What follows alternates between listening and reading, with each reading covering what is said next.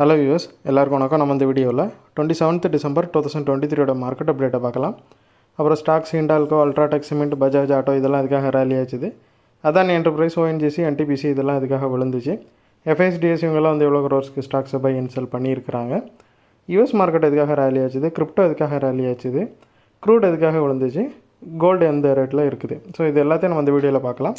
First வந்து market அப்டேட்டை பார்த்துடலாம். அதுக்கு முன்னாடி நீங்கள் இன்னும் இந்த சேனலை சப்ஸ்கிரைப் பண்ணாமல் இருந்தால் மறக்காமல் சப்ஸ்கிரைப் பண்ணுங்கள். அப்படியே இந்த பெல் ஐக்கானை கிளிக் பண்ணிங்கன்னா டெய்லி அப்டேட்ஸ் தவறாமல் கிடைக்கும். நிஃப்டி பார்த்திங்கன்னா 213 பாயிண்ட்ஸ் வந்து ரேலி ஆச்சுது. எக்ஸாக்டாக 1% வந்து ரேலியாக இருந்துச்சு. சென்செக்ஸ் வந்து 701 பாயிண்ட்ஸ் வந்து ரேலியாக இருந்துச்சு. 1% கொஞ்சம் கம்மியாக ரேலியாக இருந்துச்சு. நவடேஸ் பார்த்திங்கன்னா நிஃப்டி வந்து ஒரே நாளில் 200 பாயிண்ட்ஸ் மூவ் வந்து ரொம்ப ஈஸியாகவே பண்ணுது. முன்னாடியெல்லாம் வந்து இது ரொம்ப ரேராக நடக்கக்கூடிய விஷயமாக தான் இருக்கும். இப்போ பார்த்திங்கன்னா 250 பாயிண்ட் 200 பாயிண்டெல்லாம் வந்து ஒரே நாளில் ஈஸியாக வந்து நிஃப்டி கிராஸ் பண்ணுது. ஸோ இது வந்து ஒரு ரொம்ப செங்குத்தான ஒரு ரேலியாக தான் போயிட்டுருக்குது. ஸோ இது எப்போ வேணால் ரிவர்ஸ் ஆகலாம். ஸோ ரிவர்ஸ் ஆகிறப்போ வந்து கொஞ்சம் கஷ்டமான விளைவுகள் அது ஏற்படுத்த வாய்ப்புகள் அதிகமாக இருக்கும். அப்புறம் ஸ்டாக்ஸில் பார்த்தோம் அப்படின்னா மொத்தமே 10 ஸ்டாக் தான் வந்து ரெட்டில் நெகட்டிவில் க்ளோஸ் ஆச்சுது. மீதி 40 ஸ்டாக்குமே நிஃப்டி ஃபிஃப்டியில் பார்த்திங்கன்னா பாசிட்டிவாக தான் க்ளோஸ் ஆச்சுது. ஹிண்டால்கோ பார்த்திங்கன்னா ஒரு 25 பாயிண்ட்ஸ் வந்து ரேலியாக இருந்துச்சு. ஸோ அதுக்கு காரணம் என்னென்னு பார்த்திங்கன்னா அவங்க வந்து ஒரு 26% ஸ்டேக்கை வந்து 7 ரினியூவபிள் பவர் ப்ரைவேட் லிமிடெட், அதாவது SRPPL அப்படிங்கிற கம்பெனியில் இருந்து அக்வயர் பண்ணுறதா சொல்லியிருக்கிறாங்க. ஸோ இந்த நியூஸ்னால பார்த்திங்கன்னா அது 52 வீக் ஹையே அச்சீவ் பண்ணிடுச்சு. அதே மாதிரி அப்பர் சர்க்கியூட்டே வந்து அது அன்னைக்கு வந்து சந்திச்சிச்சு. அதாவது ஸ்டாக்கில் வந்து பைஸ் வந்து ரொம்ப அதிகமாக இருந்துச்சு. செல்லர் வந்து யாருமே இல்லாத அளவுக்கு அப்பர் சர்க்கியூட்டாக போயிடுச்சு அன்றைக்கி. அப்புறம் பார்த்திங்கன்னா அல்ட்ராடெக் சிமெண்ட் வந்து 417 பாயிண்ட்ஸ் வந்து ரேலியாக இருந்துச்சு. ஸோ இது எதனாலன்னு பார்த்தீங்க அப்படின்னா ஹோல் சிமெண்ட்டு செக்டாருமே வந்து அன்றைக்கி ரேலி ஆச்சு. அதுக்கு முக்கியமான காரணம் ஜப்பானீஸ் ப்ரோக்கிங் ஃபார்ம், அதாவது நமூரா அப்படிங்கிற ப்ரோக்கிங் ஃபார்ம் வந்து என்ன சொல்லியிருக்கிறாங்கன்னா அல்ட்ராடெக் சிமெண்ட், அப்புறம் டால்மியா பாரத், அப்புறம் ராம்கோ சிமெண்ட்ஸ், ஸோ இந்த முக்கியமான சிமெண்ட் ஸ்டாக்ஸோட டார்கெட்டை வந்து இன்க்ரீஸ் பண்ணியிருக்கிறாங்க. அது மட்டும் இல்லாமல் இவங்க வந்து பைக்காலும் கொடுத்துருக்குறாங்க இந்த ஸ்டாக்குக்கு. ஸோ இதனால் பார்த்திங்கன்னா சிமெண்ட் ஸ்டாக் எல்லாமே நல்லா ரேலி ஆச்சுது. ஸோ அதில் முக்கியமாக அல்ட்ராடெக் சிமெண்ட் வந்து ரொம்ப அதிகமான அளவுக்கு ரேலி ஆச்சுது. இது வந்து 3 லட்சம் crore அப்படிங்கிற மார்க்கெட் கேபிட்டலைசேஷன் வந்து தாண்டி இருக்குது. அதே மாதிரி இப்போ அல்ட்ராடெக் சிமெண்ட் வந்து ரெக்கார்டு ஹை ரேட்டில் இருக்குது. அப்புறம் பஜாஜ் ஆட்டோவை பார்த்தோம் அப்படின்னா அவங்களோட நவம்பர் 2023 சேல்ஸ் டேட்டா வந்துச்சு. அந்த சேல்ஸ் டேட்டாவில் இவங்களோட டொமஸ்டிக் சேல்ஸ் வந்து 76.37% வந்து இன்க்ரீஸ் ஆகிருக்குது. ஸோ இந்த நியூஸ்னால் பஜாஜ் ஆட்டோ வந்து ரேலி ஆகிட்டுருக்குது. அப்புறம் அதானி என்டர்பிரைஸை பார்த்தோம் அப்படின்னா ஒரு மிகப்பெரிய ரேலியை வந்து அது இடையில சந்திச்சிச்சு. அதுக்கப்புறமாவே பார்த்திங்கன்னா அப்பப்போ ப்ராஃபிட் புக்கிங் தான் போய்ட்டுருக்குது. ஸோ 2-3 நாள் இது வந்து ரேலி ஆகுது, எகைன் ப்ராஃபிட் புக் ஆகி விழுந்துட்டுருக்குது. ஸோ அதே தான் நடந்திருக்குது. ஒரு 2 நாள் ரேலி ஆச்சுது, இப்போ மறுபடியும் ப்ராஃபிட் புக்கிங்கில் விழுந்திருக்குது. அப்புறம் ஓஎன்ஜிசி பார்த்திங்கன்னா ஒரு 0.87% வந்து விழுந்திருக்குது. ஸோ அதுக்கு ஒரு ரீசன் வந்து ப்ராஃபிட் புக்கிங் தான். இது 52 வீக் ஹையில் இருந்துச்சு, இப்போ வந்து ப்ராஃபிட் புக்கில் விழுந்திருக்குது. ஸோ இன்னொரு நியூஸ் ஓஎன்ஜிசியில் என்னென்னு பார்த்தோம் அப்படின்னா இவங்களோட ஓவர்சீஸ் ஆம் வந்து ஒரு 5000 கோடிக்கு ஃபண்ட் ரைஸ் பண்ணுறதா இருக்கிறாங்க. அது என்சிடிஸ் வழியாக அவங்க பண்ணுறாங்க. அதாவது நான் கன்வெர்ட்டபிள் டிபெஞ்சர்ஸ் வழியாக வந்து அவங்க 5000 கோடிக்கு ஃபண்ட் ரைஸ் பண்ணுறதா சொல்லியிருக்கிறாங்க.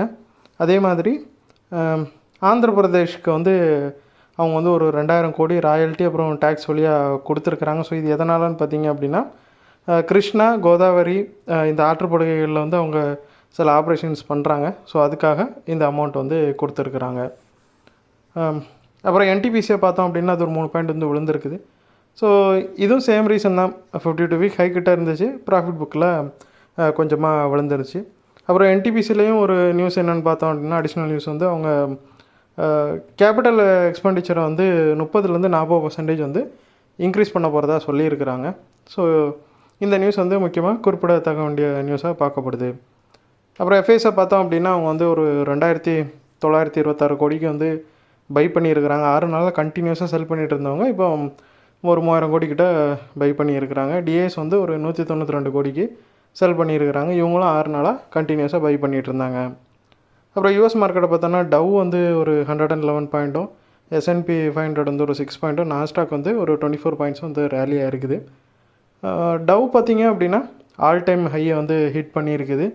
ஸோ டெஸ்லாவோட ஸ்டாக்கோட ரேலி வந்து ஏறக்குறைய மார்க்கெட்டே கொஞ்சம் பாசிட்டிவில் வச்சுருக்குது. அப்புறம் கிரிப்டோவை பார்த்தோம் அப்படின்னா பிட்காயின் வந்து 1126 பாயிண்ட்ஸ் வந்து ஒரே நாளில் இன்க்ரீஸ் ஆகிருக்குது. எத்திரியம் வந்து 138 பாயிண்ட் வந்து இன்க்ரீஸ் ஆகிருக்குது. பினான்ஸ் வந்து 18 பாயிண்ட்ஸ் வந்து இன்க்ரீஸ் ஆகிருக்குது. ஸோ பினான்ஸ் வந்து ஏறக்குறைய 5% மேலேயும், எத்திரியம் 6% மேலேயும் ரேலி ஆகிருக்குது. ஸோ இதுக்கு ரீசன் என்னன்னு பார்த்தோம் அப்படின்னா மைக்ரோ ஸ்ட்ராட்டஜி அப்படிங்கிற ஒரு அந்த சாஃப்ட்வேர் கம்பெனி வந்து என்ன பண்ணுறாங்கன்னா நிறைய பிட்காயின்ஸ் வந்து வாங்கிட்டு இருக்காங்க. இவங்க வந்து நவம்பர் 30லேருந்து டிசம்பர் 26க்குள்ளே பார்த்திங்கன்னா ஒரு 14,620 பிட்காயின் வந்து வாங்கியிருக்காங்க. இப்போதைக்கு வந்து அவங்க மிகப்பெரிய பிட்காயின் ஹோல்டிங்கை வச்சுருக்கிறாங்க. ஸோ இவங்க இப்படி நிறையா பை பண்ணிகிட்ருக்கனால பிட்காயின் வந்து கொஞ்சம் ரேலி ஆகிட்டுருக்குது. அப்புறம் க்ரூடை பார்த்தோம் அப்படின்னா ஒரு 1.81 வந்து விழுந்திருக்குது, 79.28 இருக்குது. க்ரூட் வந்து ரேட்டு குறைஞ்சதுக்கு முக்கியமான காரணம் என்னன்னு பார்த்தோன்னா ரெட் சீயில் வந்து இடையில அந்த சரக்கு கப்பல்கள் மேலே ஒரு தாக்குதல்லாம் நடந்துச்சு. ஸோ இதனால் வந்து அந்த சரக்கு போக்குவரத்து வந்து கொஞ்சமாக பாதிக்கப்பட்டிருந்துச்சு.